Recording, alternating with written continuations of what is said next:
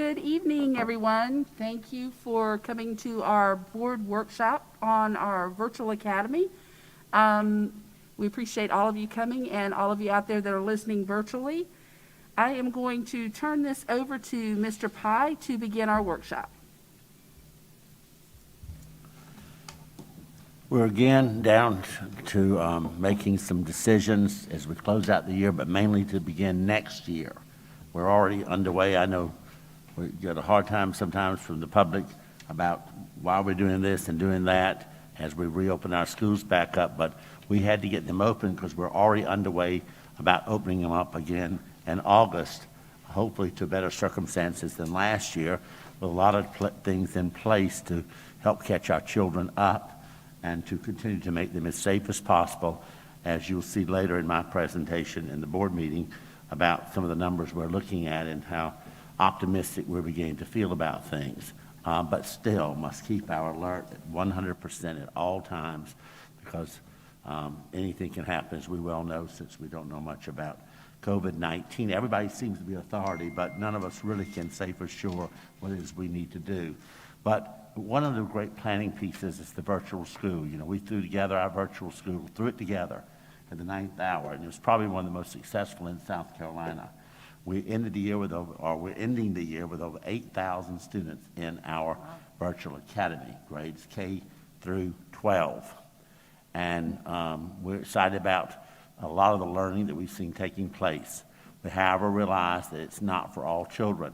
Our youngest children, some of our special needs children, and certainly our struggling students who struggle even face-to-face are having even a harder time, and also children whose parents are at work and do not have that support at home to help them answer the questions. And we've learned a long time ago there's no replacement for our wonderful teachers. You just can't replace them. So with all that in mind, we offered the virtual school under, really, we had to give the public a choice. And like I said, it did give them a choice while we worked through the other issues to get our kids back face-to-face. Dr. Harrison agreed to take over that program and has done a phenomenal job of working. He is the go-to person in South Carolina from all aspects. Other counties, they called him about what are we doing. We are a model school district. Even if some districts have had their program for 5-6 years, and we're just beginning ours, they call us because they like what we did, having it school-centered, just everything that we did to make it work, using our own teachers, and those kinds of things that really cut back on some of the issues that some of our neighboring districts have. Of course, they're all looking at probably sharing a consortium program, and we're feeling ours is so popular, we wish to continue it, but we realize we probably need to make some changes to it. So now I've asked him to give you an update of what we're thinking, how it's going, and perhaps we can leave here with some understanding of where you are as board members in the direction you'd like to see us continue to go, or to go new in, or whatever, or just give us some advice back so we can go ahead and begin alerting the public. And we've got to recruit the teachers, and if we're changing grade levels or doing anything else, we're going to have to make some tough decisions. And we think with the teacher shortage, that the teacher part will take care of itself, that we're going to be fine there. It's just, we have to, it's a learning curve to get parents who are satisfied with the program to understand the changes that we propose, and that we are going to have criteria. One being such as if your child failed this year, they will not be able to do virtual. They must be in a class face-to-face with the teacher, since we're responsible for their grades. I want to see them. I know this, I can't log in stuff, none of this, my computer doesn't work, my mom and daddy's working, nobody here's to help me. We have teachers for that. This is what traditional school is about, and that's what we do so well. So I'm anxious to get hold of those kids that have fallen way behind or have a great need to have support and help. We're eager to make that work. Let's sprinkle our magic dust to our teachers, and end of the day, I promise you miracles will happen. So with all that, that's the lead-in for Dr. Harrison. I just did your report, did I not? Nah, I'm kidding you. No. He's got the specifics. Go ahead. Good evening, Madam Chair, members of the board, Mr. Pye. It is a pleasure of mine to present to you our proposal for the virtual academy moving forward for next school year.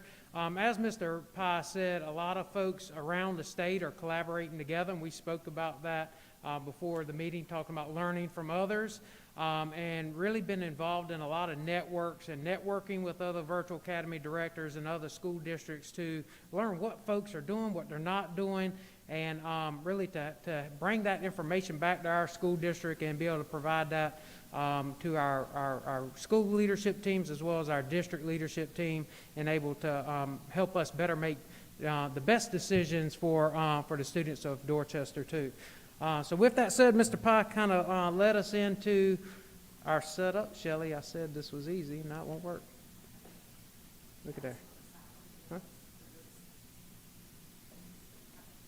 This? Maybe it unlocked. Look at that. How about I'll just push it. There you go. That'll work. We thought that was going to be the easiest part of the night. This year, Mr. Pye alluded to, we've had a very successful year, especially when you hear the horror stories of what other folks have gone through around the state in trying to pull off their virtual academy. We feel like we've done a great job in the virtual academy. We put together our academy based on a school-based model. The option of every student and every family being allowed to choose whether they're face-to-face or a virtual model, which was passed down from our state leaders, really caught us off guard as we were already planning how we could offer virtual for our students. But when we saw the number of 10,000 when we first put the fillers out for our families to apply, was really when we had to step back and say, okay, how are we going to accommodate all of our families and all of our students? And that's where we got to the school-based model, which we currently have. And just to give a quick recap of what that model looks like is that the schools build schedules within their master schedule. They house their teachers in their school. They keep their own students in their school for the most part. We do have some sharing of students at the middle level, at the elementary gate, in order to make some classes meet and to accommodate students' needs. We've had to cross over from school to school, pairing up two smaller schools to get together to make their virtual sections make. So we have some of that, but for the most part, we tried to keep the students in their school, which was a good selling point for families, and keep the teachers in their school, which was a good selling point to enable for us to get the number of teachers that we needed to serve our students virtually. That was a good selling point. They were still tied to their school and part of that school family. Students were accepted basically if you signed up and you wanted virtual because of the pandemic. We were caught off guard by that number, but anyone who wanted to sign up for virtual, we accepted this year. We didn't look at anything except you want virtual, you're in. And that's how we accommodated, because of COVID-19, accommodated our families in Dorchester too. Around the state, a lot of people scrambled around at the end because they tried to have a district model and then had to shift to a school-based model, and that really caught them off guard at the last minute. We were at the last minute. They were at the last minute and had to adjust and change. When we asked for the name on the dotted line, we ended up having about 9,000 that signed a contract. And we offered in the school-based model, we offered all course offerings. Anything that a student wanted to take, we tried to accommodate because of the circumstance and the situation that we were in with the pandemic this year. We felt like that's what we owed our families and owed our students, was to try to meet every student's needs and accommodate all classes.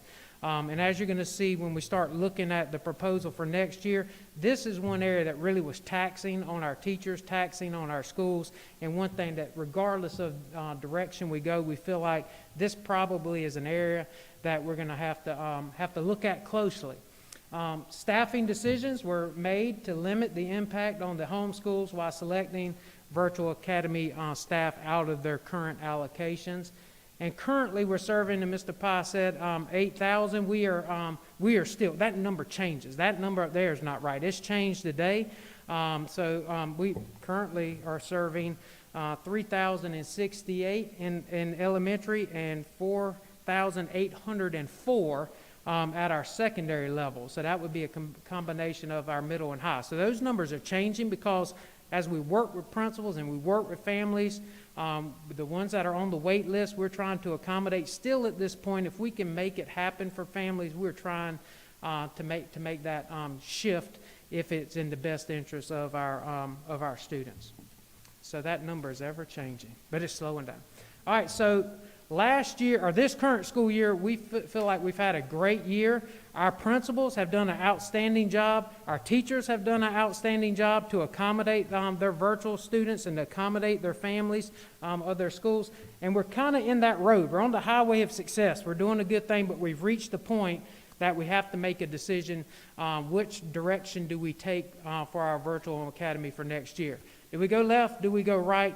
Either way, we can make it work and we can make it a successful program, but we just need to start making some of those decisions so we can advertise that to our families and to our students so that they can make well-informed decisions as we move forward into next school year. So what is next? That is the proposal that we're going to bring to you tonight. So Shelley. So when we met with our principals and we met with our school leadership team and I've talked with folks from around the state to see what other people are doing. Some people are going to continue to try to have a school-based model, which we currently have. Most of the folks are going to try to shift to a district program model. And what I've done in the next couple of slides is I've given you a side-by-side comparison of the difference. How does each one look and how do they compare to each other? So on the first slide, the school-based model is basically our current model. We'll ask our families to sign up for a full school year for next year, and we're saying those mid-year transitions and shifting of the schedules and changing the master schedules, that was a big undertaking for our schools and for our families this year.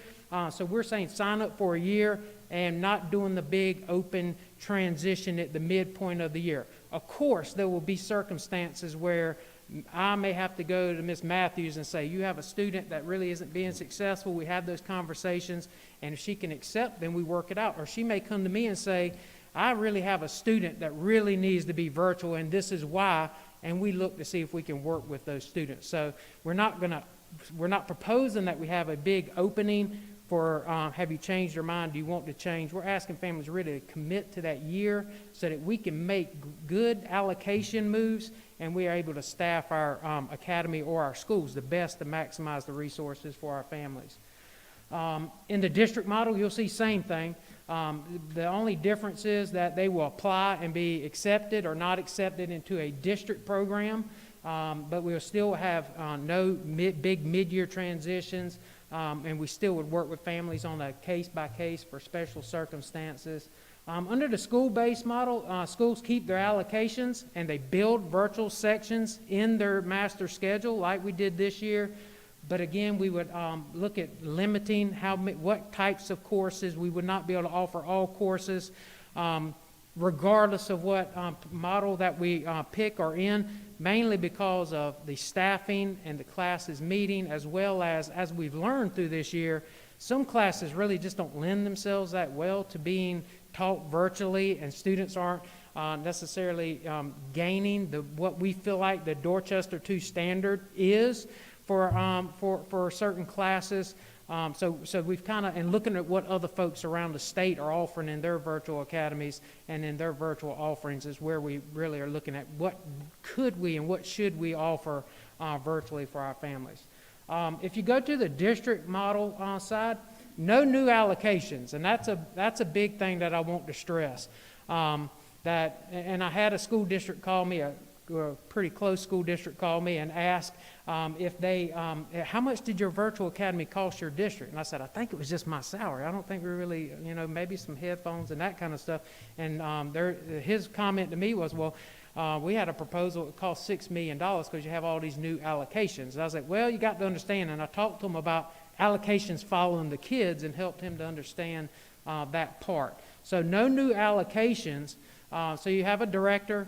I have 3 APs, but it could be 2 APs, it could be 5 APs. That number is based on the number of students that we have in the virtual academy. So that could fluctuate. The number of counselors could fluctuate, but have just up there 4 counselors. one admin finance secretary, an attendance registrar type secretary.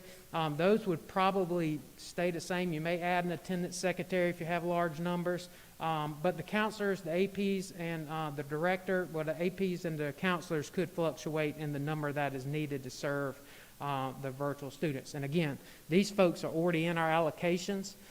So you may pull an allocation, you may pull a person out of a school that's over allocated, as well as the teachers in the district model would come from our current allocation. So we're not adding any new positions in order to accommodate our virtual program one way or the other.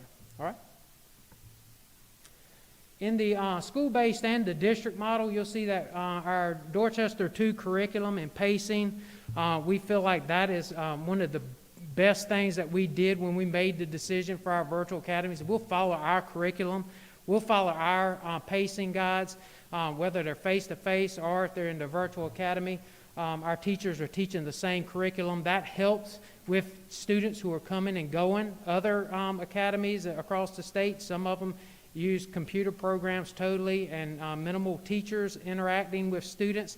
But when they had students changing, they realized that there was a problem because kids were on different areas and in different content, and it wasn't matching up. So we felt like that was one thing that we really got right, was our teachers teaching our content following our pacing guide. So the difference in the school-based and the district model, school-based, the teachers will stay in their school to the most extent possible if we could. In the district model, those teachers would be teaching from a district location, and the schools would actually lose those allocations. So the virtual academy would pick up teachers from other schools with the same concept that I explained to a fellow virtual director, is that those allocations follow the kids. So you have kids leave a school, those allocations will leave that school as well. And just like we did this year, we'd have we didn't limit the course offerings, but neither way, we would look at limiting course offerings next year at the secondary level especially, and using Apex like we did this year and Adminum to supplement our programs, and maybe even offer, if we have a kid that really needs one AP class, well, we might could get that one AP class. We may get that one class through Apex or Adminum. Outsourcing, really paying their teacher to teach that class, or paying one of our own teachers to teach that class, and supplement that instruction with Apex and Adminum. So that is the differences on that slide. All right, so the next school-based model, where would teachers teach from? On the school-based model, they would have a home at their home school, so they would be teaching from their home school. In the district program, everyone feels like it's best that we have a spot for teachers to come to and to teach at. The only issue we have is space. Depending on if we have a large enough space, or if their virtual faculty is too large that we don't have a space for folks, we've had conversation that we may have our virtual academy teachers that are teaching from home. If we don't have the district space available in order to provide a space for every teacher in the virtual academy, that they would be allowed then to maybe teach at home. That has been part of our discussion. Or some teach at home and we offer a space if they need a space. If they don't have reliable internet, they have a space that they can come in and they can work from. So some of those details we'd still need to iron out, looking at our space available in the district for housing those folks. Under the school model, they would be in their home schools, in their classrooms, so they have a reliable district internet. They'd have the camera in their class that tracks the teacher, smartboard, all the technology support that our regular teachers in the face-to-face model would have. In the district model, if they are teaching at home, we would require that they have reliable internet. Would be required. The district would not be in the business of providing internet to folks if they're teaching for home, so that's going to be a requirement of our students as well as our teachers. Required for folks, if they are, let's just say, teaching from home, they still would be required to come in person on professional development days for meetings, and of course the state testing days that are mandated by the state that our students come into the building. That same thing, we will need help in proctoring and giving those exams to our students. They would have to still come in on those required days. One of the things that I hear across the state is, well, the teachers at the homeschools are getting students in the morning and they have them in the afternoon, so the virtual teachers wouldn't have necessarily that time with students, but it would be built into their day. They would be with students, but they'd be with their students virtually. Whether they're teaching from home or teaching from a district site, they would have office hours where they're supporting and tutoring and calling students in, one-on-one type personalized learning, as well as open lunches. So just like they run at our high school with our ILT and SLT, we'd run that same model in the virtual academy so that our students would then have an open lunch that they could get help from any virtual academy teacher. Right. We did meet and share this information with our principals, and we had a PLC with our principals as well as our cabinet.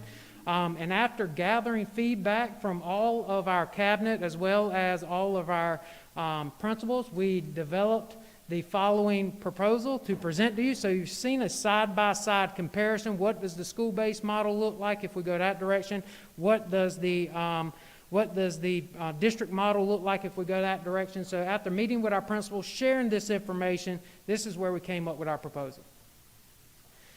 And what we are proposing for next year is that the virtual academy serves students in grades 6 through 12.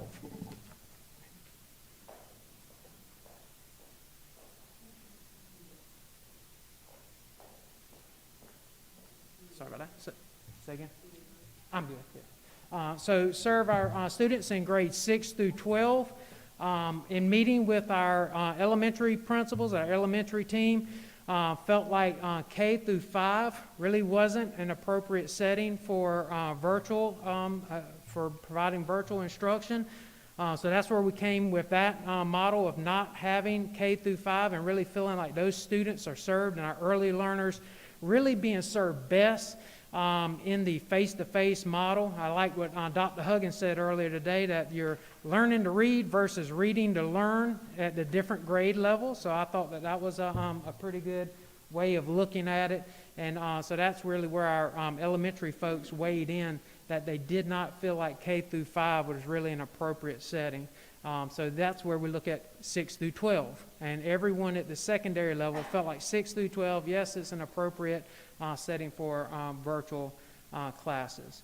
Our teachers, again, I already alluded to, they would teach from a district site, space available, or if we can provide a space if they need a space, or they could work from home. We would have enrollment criteria, and I'm working on the handbook currently. I've worked with some folks around the state as well as met with several of our principals at our secondary level to look at what that criteria is, and I'll share with you in just a second what that looks like. I've already mentioned that we would be limiting course offerings to maximize our teachers, to maximize our experience for our students. Just some examples of some of the classes that we may not and we feel like we really can't offer very well in a virtual setting. Culinary is a tough one to offer virtual. Band, steel drums, ROTC, mechatronics, and agriculture. We feel like those are just some examples of some of the classes where we would pare back on our course offerings.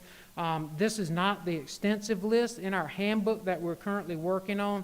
We will provide our families with an entire list of what is offered in the virtual academy. But so before they make a choice, either if we're school-based or if we're a district-based model, that same list of courses is going to be what we offer in whatever model we finally decide that we're going to go with. Our special education students, you'll see in our handbook that it's going to be an IEP decision. So an IEP team will meet and determine if virtual academy is the appropriate placement for our special education students.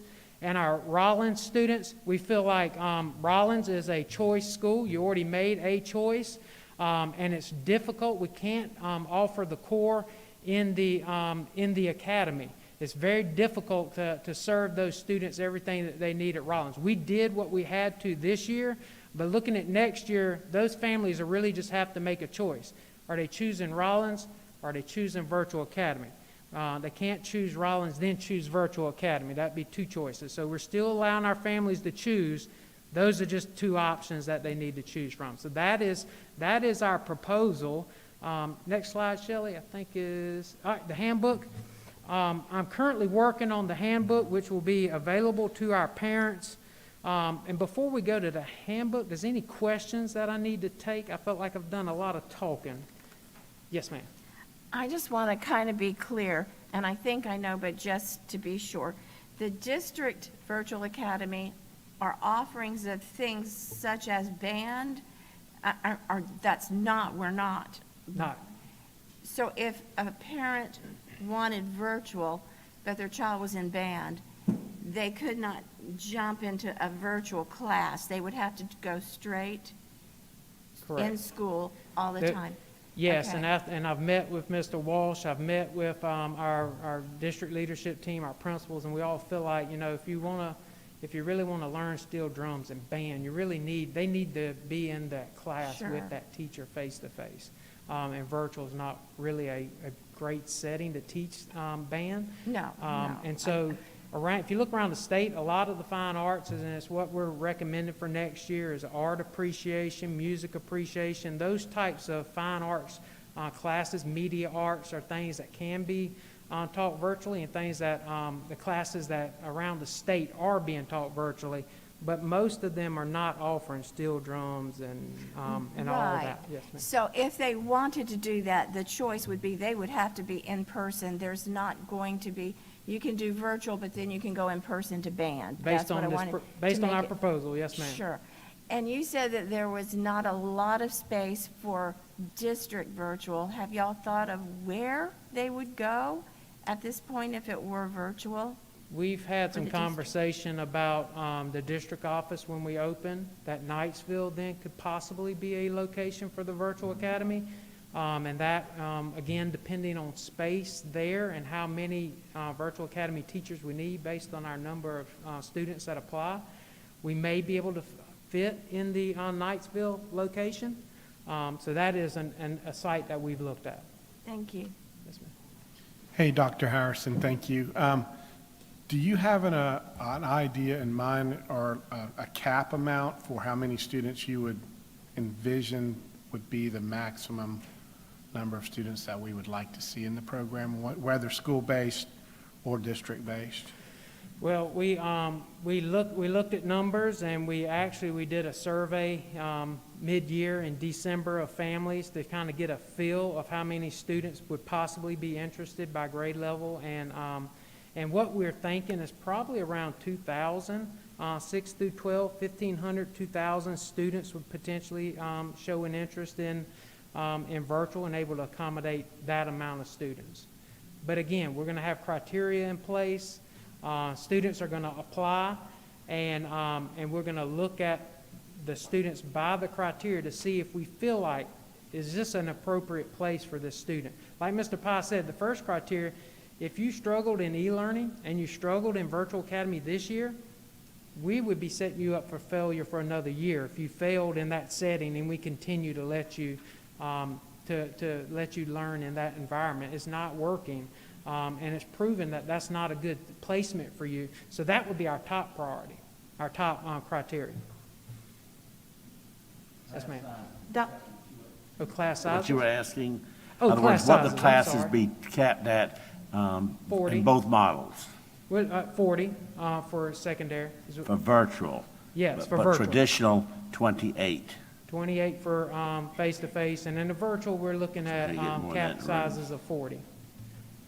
And when we talk to folks around the state, some of them are less than ideal of class sizes. Some of them go up to 75.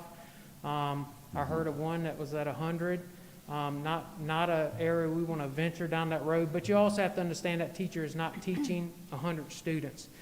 They're working with 100 students. They're working on a computer program, and that teacher's checking in periodically with 100 kids in that other model. But we don't feel like that's an appropriate model for us. So we're looking at 40 for our cap. Sorry about that. I thought you meant total number.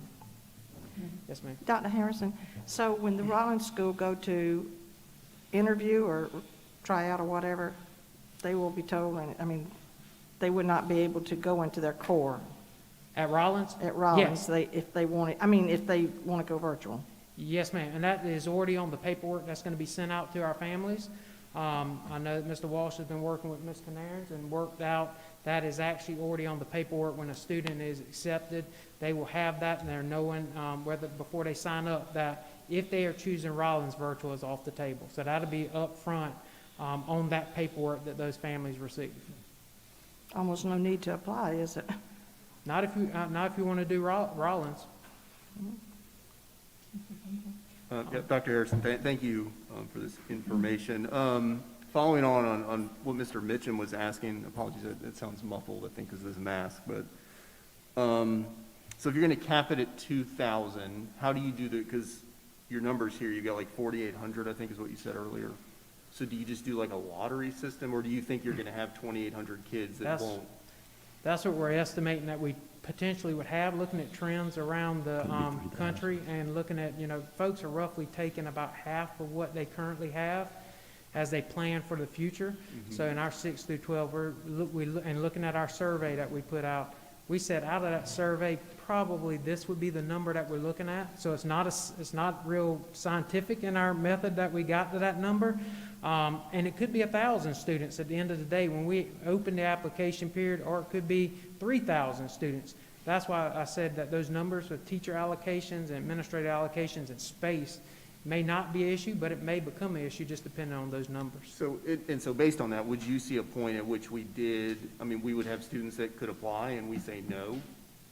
So essentially, and I guess going back to kind of that quote-unquote lottery system, because I know like Charleston County, Berkeley County, they've done some of that. I don't think in our model or any of our discussions that we have said that we're going to have a cap, but more look at criteria of a student and the profile of that student and whether they would be successful virtually. So, Yeah, perfect. And so, so that answers It's that. about the student. The student Yes. has the potential, they can do well, they have support at home, their parents are going to be there, Yes. especially if they're in the 6th grade, that there'll be supervision. By all means, there'll be no lottery. If you want it, we'll make it happen. Yeah. But if it's issues that we feel the student is not going to prosper, do well, then I think that's when we would say this is not appropriate at this time for you to make that choice. Sure.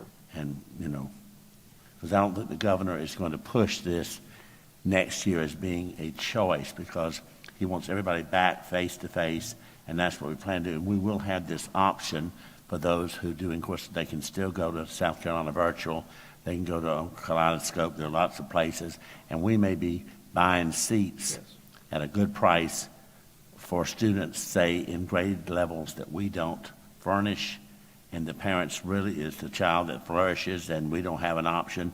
And if Charleston, Berkeley, Colleton, or District 4 has a space, we will pay for that seat for that child to be in their program.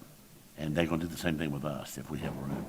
But our students are first choice as well as theirs, but we're going to have that inter-district kind of program so we can keep and we would still keep the child as ours.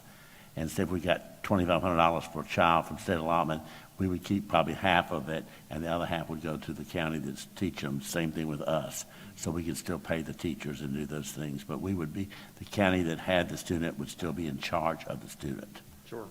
So, Yeah, but we would be offering, if we can't offer something, we're going to go backwards. Career school, anybody that has a desire like to be in culinary arts or any CAPE program, but they've got to, they're really worried about the academic pieces being virtual, perhaps. We have worked out with them that they will take our students there. They have all those programs too. So this could be a good way to revive that program more and make them a vital part of our program. So there's another option. And again, if we get enough kids wanting to be in something that we're not offering, we're not saying we will explore it, because we have all these agreements with Apex, Admentum, with these other counties. We'll find somebody teaching them. If there's enough of them, we'll make it happen. Yeah. Yep, thank you. And I just had two other kind of follow-on questions. So, and I would be remiss if I didn't ask on the elementary side. I know we got feedback from the principals, and of course, I'm not looking to override that, but I do maybe just want to ask. I agree, I actually agree. K through 2, absolutely. I don't think that, I think that's a really difficult proposition to teach a K through 2 kid virtually. But I mean, we did have over 3,000 kids sign up on the elementary side. Is there just no there's no room at all to look at that on the elementary side, maybe 3 through 5th in a virtual setting? I look at it every day. We took it to the principals. The vote was, none of all 15 elementary principals did not want to do K through 3. 3 being the year for the reading program in the state to determine if they get promoted to 4th grade. It's a retention year for the whole first 3 years. So we feel like we need to be in charge of that, and that's our last attempt to remediate those children and get them all on grade level as the state wants us to do. So 3, that was an easy one. When we said 4th and 5th, 5 of the 15 elementary principals preferred to keep the 4th and 5th, as did the superintendent, but at the same time, 10 of them and many other members of my staff preferred not to deal with 4th and 5th. They just feel like elementary, they want to be left on to do their thing. And our elementary schools are so, not to say the others are not, so good, they're so nurturing. They want to have those children where they can put the arms around them, they can see them face to face and coach them into success. And that's hard to deny. So the principals were supposed to go back and get feedback from faculty members, just general feedback. We weren't voting or anything, and it seems to be people are of that mindset. But I do know there's some 4th and 5th, well, there's at every grade level. We've got some real bright children that can burn up a computer any way you want to put it. And they have parental support. They may be an only child. Their mother is a teacher, stay-home mother. She's there. It's really like homeschooling with the program there. It can't get any better than that. But that's so few students fall in that range that we feel it's poor judgment for us to put that out there for these working parents who've told us we've had to quit our job because the Dorchester 2 won't teach our children, and we don't feel we have to only have virtual option and that my child's not doing well. But here, I think what we're talking about is giving them the option. And so that's where I think that's where I'm coming from. Well, we could through these other sources. We just wouldn't be having, right now what he's presenting to you, there would be no elementary model Dorchester 2. Yeah.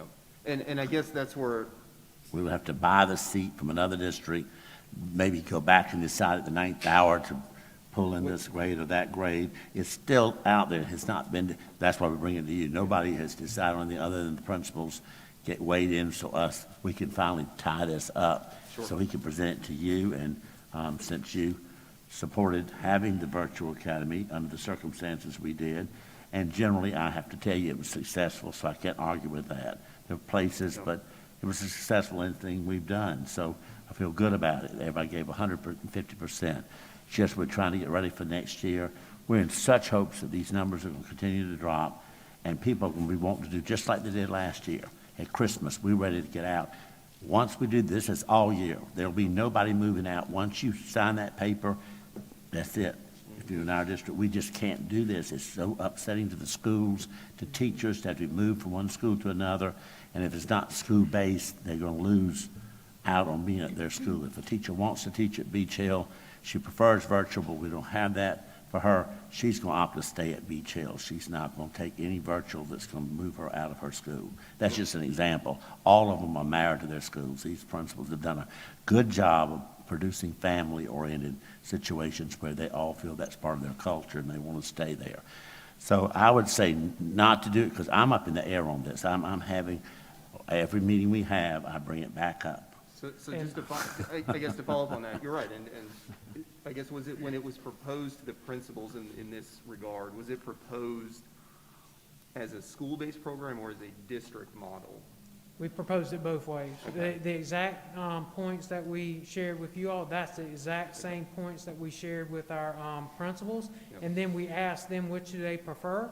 Do they prefer a school-based model or a district model? Overwhelmingly, they selected a district model. And then we went to having conversations about the grade levels. And that's where we got the voting from the principals. I would say me and Lori were on a call with the State Department to guide us over the virtual learning.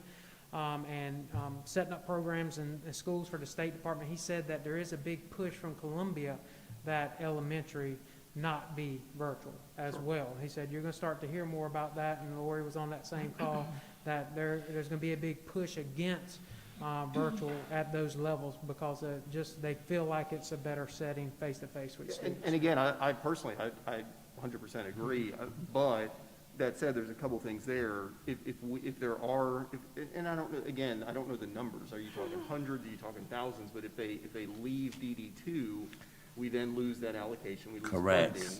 That's my So issue. that's a concern, right? And the other, I think, bigger concern, I get it. Again, 100%, I get it of all the reasons why.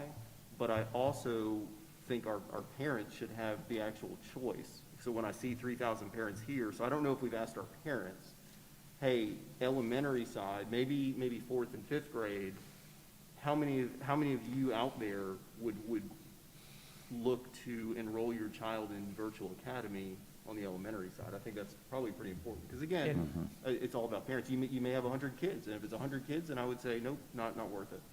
But if it's 2,000 kids, then I think we got to figure something out.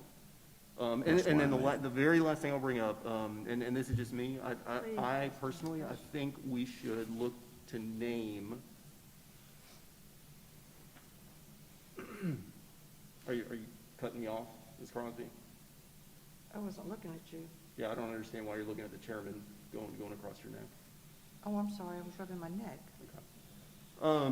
So the last thing I think we should do is name the virtual academy.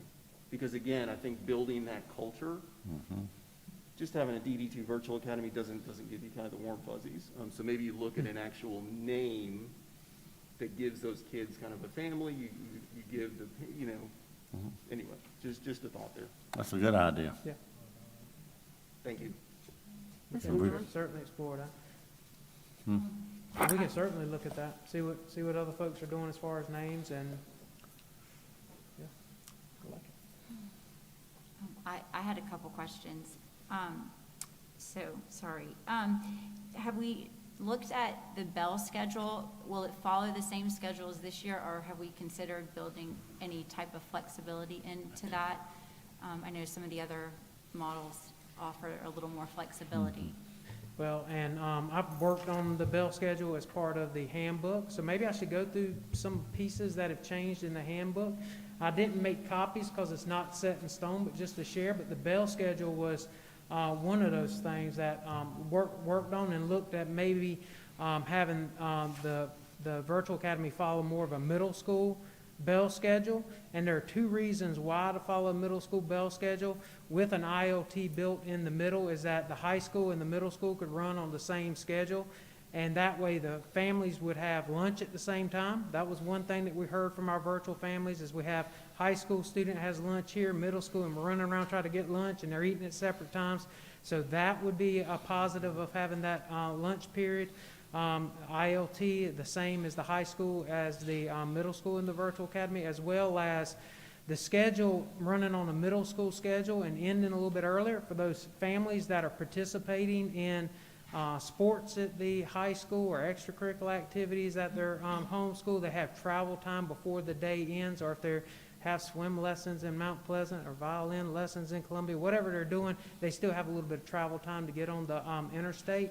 But we have built in a little more flexibility into that schedule with some advisory time at the middle school and at the high school, really following the 4x4 block. We're kind of locked in with what we can offer and as far as getting seat time and teaching the curriculum for credits at high school, where at middle school we have a little more flexibility.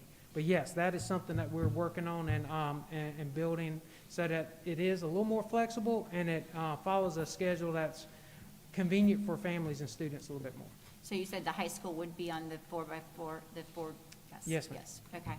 And then you mentioned the sports and activities. So how would that be decided, that they would still be able to participate at their home school? That wouldn't change? The way that we're doing, and I thought about this when Mr. Farnsworth mentioned naming of the school, because the students are still going to be tied back to their, since we're setting up a district program, they're still tied back to their home school, so they participate in athletics and extracurricular, everything back at their home school. Prom, graduation, they get a Somerville High School or Fort Dorchester diploma.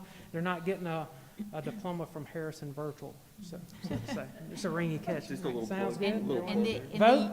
Thumbs up? the yearbook too, or would they be able to participate in the yearbook of their home school, or would that be a separate thing, or that's not even really, haven't thought about that. I don't know. I That's just a have good heard question. feedback that That's- this year that's been a little bit of an issue with some people I know, because that's important to kids. I would I would say under the current model, they would fall under that homeschool yearbook. Everything would be Yes. homeschool? Just Okay. whatever we do with Give Hands, it'd be the same Yes. model. Right. homeschool. And I think they have, don't they have They their fall back picture in their book? They don't homeschool. do a yearbook, but Yeah. they have their own pictures, and so here they would have their yearbook. And I don't know when they meet and how they would do it, I guess through teams, or they would just do a standard one like some of our middle schools do, a nice one, but it wouldn't be like maybe And the I three high can reach out to schools. see what other folks are doing as far as their yearbooks and their virtual academies. I have not asked that question of anyone, but I can, just to see what other people are doing. Right. See, because next year we'll have things like, what do we do about graduation? They graduate with the regular, our other students. Prom, would they not be also invited to the proms? Yeah, just like at Gap, they go back to, well, Right, Gap doesn't so go back to their prom. They most of it's participate taken in care their- of. We hadn't thought about the yearbook. Participate in their homeschool graduation. And That then- is a plus of having a program versus its own school and being a separate school. A lot of other things that come with that, but you get your high school diploma from that school, and you also participate in all the extracurricular at that home school. Right, yeah, that stuff is definitely important Mhm. for kids. And then one other question, so you mentioned no new allocations. And do you think, doing it the district model, there's any hope at all of our virtual academy helping to alleviate some of our overcrowding? I know you said the classes would be at 40, so, I mean, ideally, it would be nice if it helped with that. I think with the class sizes being higher at the virtual academy, that is going to be one impact that you'll see, is it will help at the, If we do it- it would have to help at the homeschool, in my opinion, with class And sizes. do you think if we do it through the district model as opposed to the school, it will help more? It seems to me like I possibly. think that might be because- a wash. No, it'd be a wash, you think? Yeah, I think Okay. that would be a wash, And because you're looking at the four- same teachers with 40 kids, Right. whether they're here or there. Well, I just noticed just from talking to some of the principals that sometimes it's a juggling game of having, because when they're trying to pull their own people and keep it, that they end up with maybe some classes a lot smaller and some a lot larger. So I was just thinking maybe if we're doing it as a whole district, it might help. I don't know, it's just, And I think it would, and I think that that's why most people are going with the district program type setup, that model, is because it is centrally controlled, and it is, it's easier to manage that at one site versus, 25 different sites trying to accommodate. hopefully, right. And then just one more thing, I'll just add, I agree with Mr. Farnsworth that you mentioned that we had done a survey in December, but it does seem like it might not be a bad idea to survey some of these parents to just see kind of what page they're on currently, especially fourth and fifth graders. Obviously, children are not going to be vaccinated most likely by the time we go back to school. So for some families, it may still be an issue. I don't know. I just think it's not a bad idea to have that feedback. We certainly wouldn't want to lose a great number of families. So just my 2 cents. Absolutely. Yeah, we can definitely do a survey. Can I ask something real quick? You mentioned the 4x4. What do you do, one of our high schools is on an AB, is that right? Yes, ma'am. How would that intertwine with the virtual district? Well, if students are signing up for a full year, it's not gonna matter what the home school is on, because they're with you for a full year. So if you're 4 and then 4, you're set. And it's my understanding that all the high schools are gonna look at running a similar schedule next year, which would alleviate, because regardless if it's virtual academy or any school, you have some issues when you go from one county to another when schools are on different schedules. So I think having that is gonna be important. But if a student transfers out of virtual academy into an AB setting, it does create its own challenges to able to accommodate coming or going into the virtual academy or going out. So you have to really get creative with your course offerings and how you're able to accommodate students. But it can be done. I think that we're having conversations that are pointing us in the right direction to be able to work with students across all of our high schools. Thank you. Yes, ma'am. Mr. Pye, I will support you in what you said about third grade, because I had a third grader this year every day, and I don't know who's going to be motivated first, me or him. And I was there able to help him, and he's got straight A's. Don't know how they do that, but just the pressure and the tension and having to sit there and the patience, they just don't have it. They're still children, and they're not mature enough to do what they're supposed to do. And I fully agree with what the decision was is not to include elementary in the virtual academy, 100%. I just don't see it. It's just not, they're just not ready yet. They're not computer literate to begin with. Probably the thing that I guess I worry with is not, well, I definitely did the K-3, I'm fine with that, but the fourth and fifth, my issue is exactly what you brought, Ms. Wimberly, is the choice for parents. I still am concerned dealing with South Carolina, our State Department, anything's liable to come out of there. You know how quick they called school off last March with no notice at all.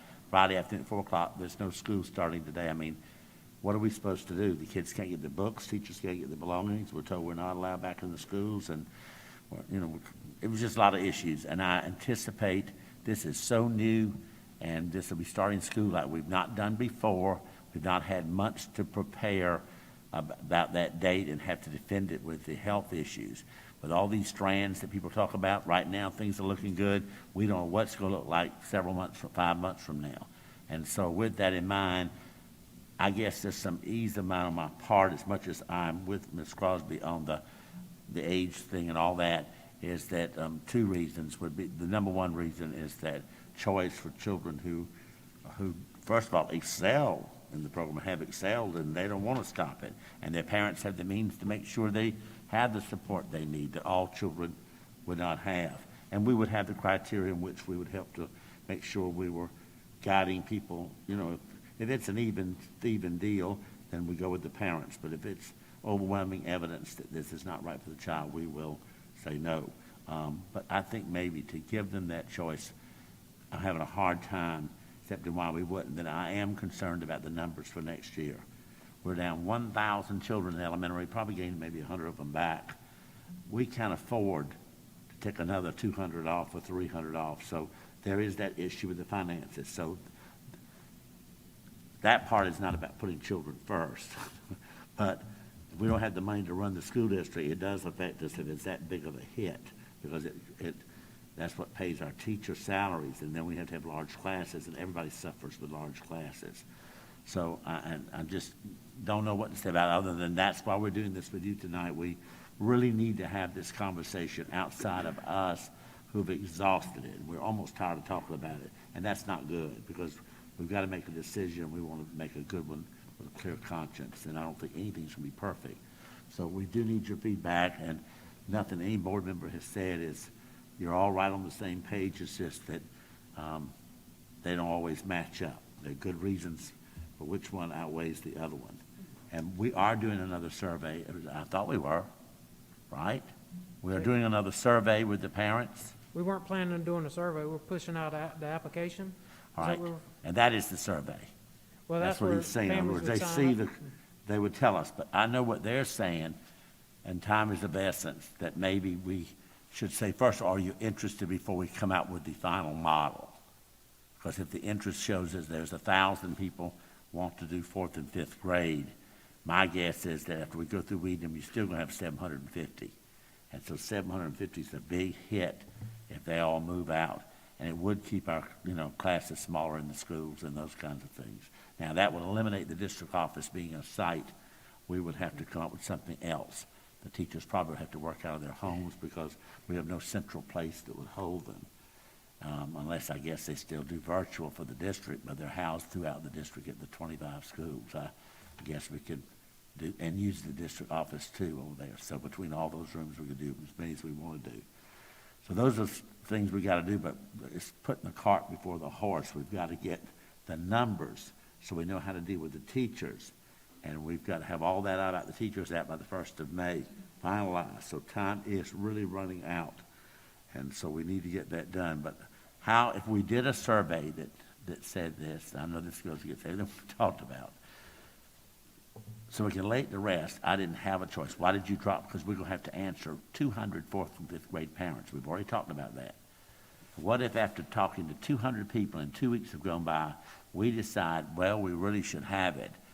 Then we put ourselves in a bad situation that we might not be able to because we're too far down the road and we don't have the time. So I guess I want to be transparent. I want people, they'll never understand what we're going through and how we try and do the right thing, but we took quite a beating on the face-to-face and the e-learning and all that stuff that we had no control over. We did the best we could, and I'm proud of what we did. So I'm not making any excuses. I'm proud of what we did prior to going to face-to-face, and I'm very excited and proud that we went face-to-face. So I have no regrets at all. We'll do it again tomorrow, just like we did. It's worked out better than I thought. There's still some issues. I lay awake at night worried about how safe are the children, evening classes with 28 and plexiglass not covering all the way back like we hoped it would, but we're trying to correct any and everything that we can as quick as we find out about it.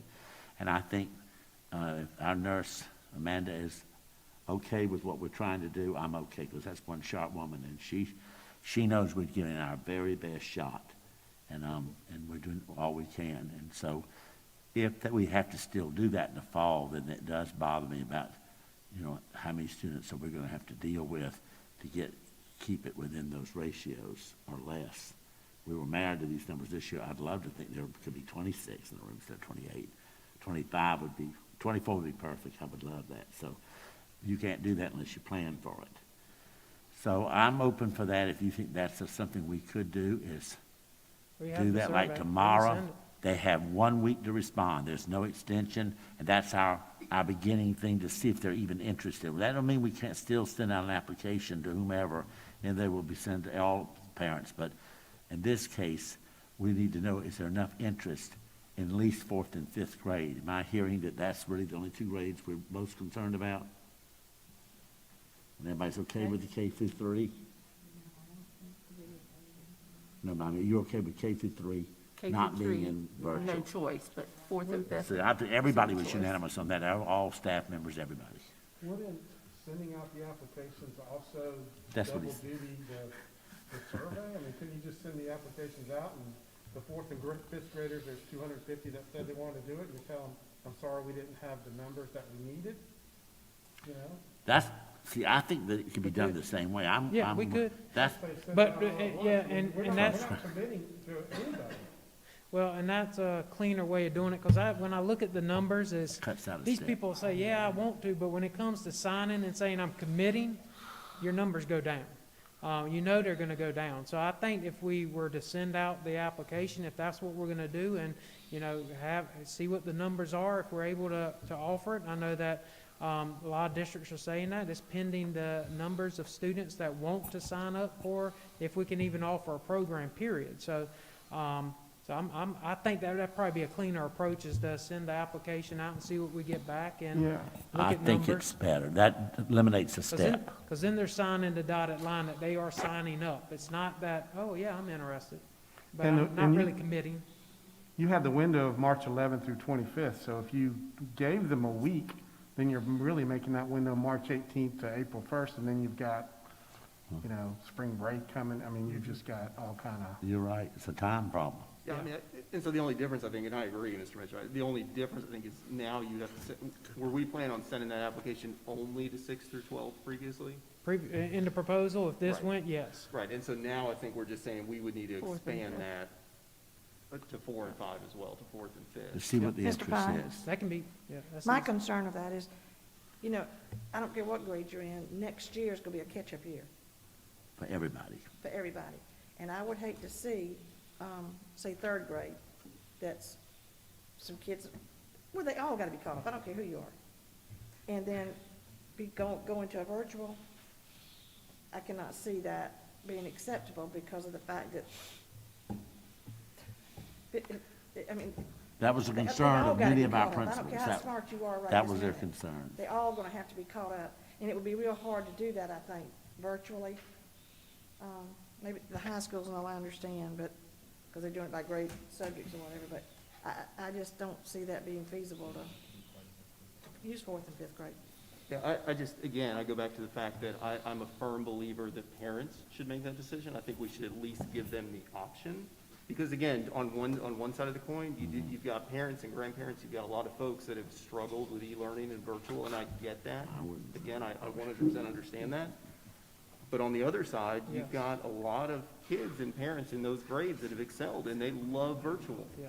And they're doing fantastic. And so I think if you ask them if they want to continue with virtual, they're going to say yes. And I don't think it's up to us to cut that off. I think we're pulling the rug out from underneath them if we say, nope, we're not doing it. And again, maybe the numbers say otherwise, but we should at least give them, we should think about it. We should look at the numbers and then have that thought and give parents the option. I don't think that we should really, without having those numbers, I don't think we can say we're just not going to do virtual.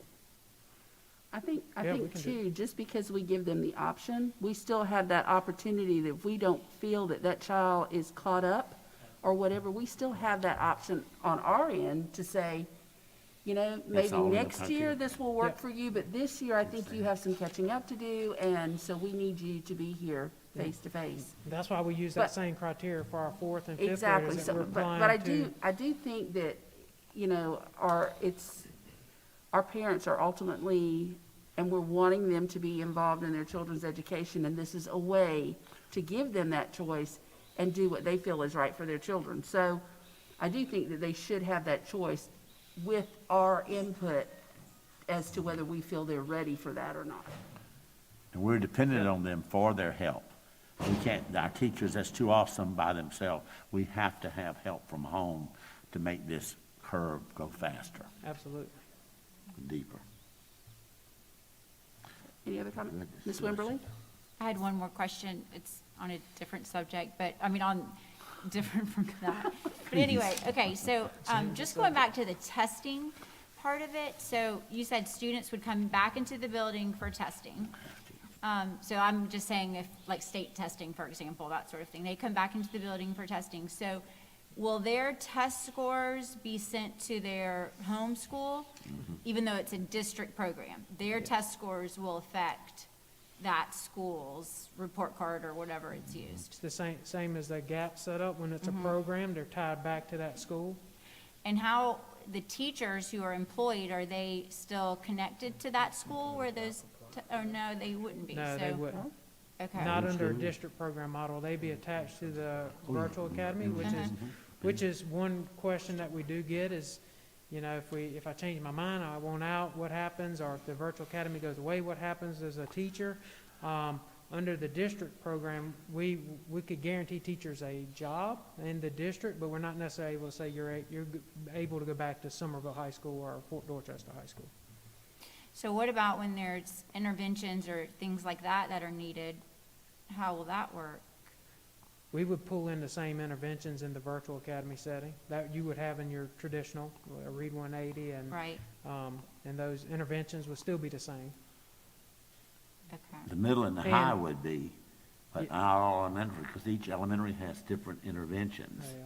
So a child from Beach Hill might be getting expert in first and, oh, we won't be doing that, but just pick that grade, first and second grade, and that's the only school using that model, to my knowledge, maybe one other one. And so we wouldn't have that, and if we didn't offer it, those parents and children are gonna be upset. It's being offered in my neighbor's child's class, but you're not providing to me. So those are the things will have to be spelled out. When you make the choice, we have to streamline this. This is what this whole thing is. You're gonna miss the opportunity to ride the bus in and out. You're gonna miss the opportunity to play recess with your fellow friends. You're not gonna get to eat in the lunchroom. You're not gonna get to, all the things that we heard about doing, when we were doing virtual, again, with the negative pieces of it, are still the same. It's, the children are separated.